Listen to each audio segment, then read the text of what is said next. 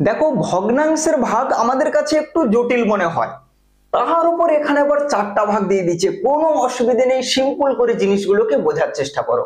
সর্বদা মনে রাখবে, যখন অনেকগুলো ভাগ একসঙ্গে থাকবে, বিয়োগ একসঙ্গে থাকবে, আমাদের সর্বদা কি করতে হয়, বাম দিক থেকে করতে হয়। এখানে আমরা কি করব, সুন্দর করে দেখো। তাহলে প্রথমে আমরা কি লিখলাম, 1/2। ভগ্নাংশের ভাগ তোমাদের কিভাবে করতে হয় শিখিয়েছি, না গুণ চিহ্ন দিয়ে পরবর্তী সংখ্যার কি লিখে দেবে, অনন্যক লিখে দেবে। তাহলে আমাদের সঠিক প্রথমে কত লিখলাম, 1/2 রাখবো। এরপরে কি দেবো, ভাগের জায়গায় গুণ চিহ্ন দিয়ে এইটার অনন্যক লিখে দেবো, অর্থাৎ উল্টে দেবো। ব্যাস।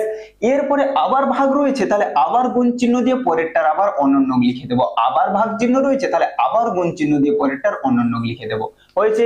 অনন্য কথার অর্থ কি, রেসিপ্রোকাল, অর্থাৎ লবকে হরে লিখে দেবো, হরকে লবে লিখে দেবো।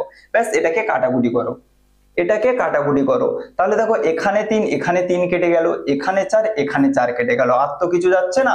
তাহলে আমাদের ওপরে পড়ে আছে 1 আর 5, গুণ করলে 5, নিচে 2 আর 2 গুণ করলে 4, 5/4 আমাদের সঠিক উত্তর হয়ে যাবে।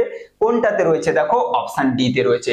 প্রত্যেকে জানিয়ে যাবে কেমন লাগলো, সেই সঙ্গে পরবর্তী ক্লাসের প্রত্যেকে অ্যান্সার করে যাবে পরবর্তী প্রশ্নের, প্রথম 6টি অযুগ্ম সংখ্যার গড় কত। এই প্রশ্নের সমাধান নিয়ে পরবর্তী ক্লাসে তোমাদের সঙ্গে দেখা হচ্ছে। চলো।